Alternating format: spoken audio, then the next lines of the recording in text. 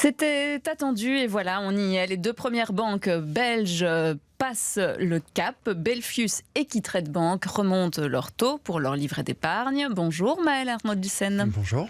Alors pas encore de changement drastique au programme pour Belfius, mais un peu plus du côté de Qui-Trade. Ouais, clairement, les taux d'intérêt du compte Fidelity de Belfius passent de 0,8% à 1,25%. Les comptes d'épargne classiques grimpent eux à 0,9% contre 1,5% actuellement.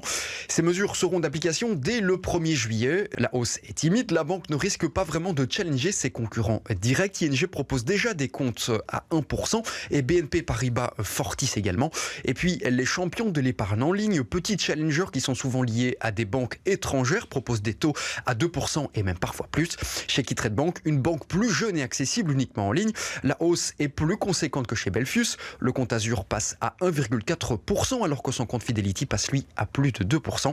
Ici, l'offensive est nettement plus marquée. Maëlle, malgré la crise énergétique, les banques se portent plutôt bien. Elles enregistrent un bon bilan en 2022. Oui, l'an dernier, selon Trend Tendance, les 4 banques leaders du secteur en Belgique ont enregistré environ 7 milliards d'euros de bénéfices. C'est notamment lié à la reprise de l'économie post-Covid, d'autant plus que la Banque Centrale Européenne continue de relever ses taux directeurs, au même titre que les taux sur les prêts hypothécaires qui sont en hausse également. Alors pourquoi le taux d'épargne des banques n'augmente-t-il pas ?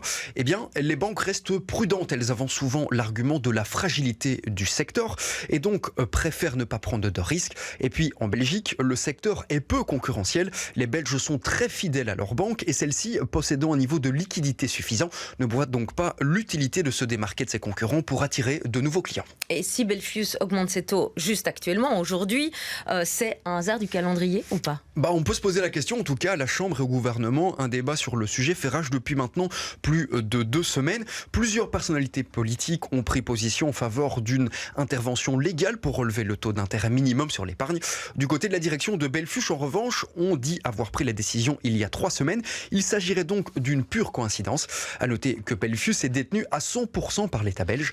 Pour certains, elle doit servir d'exemple pour stimuler le secteur, qui aux yeux des épargnants semble parfois un petit peu long à la détente. Et la coïncidence, c'est parfois pratique. Merci beaucoup Maëlle pour toutes vos explications.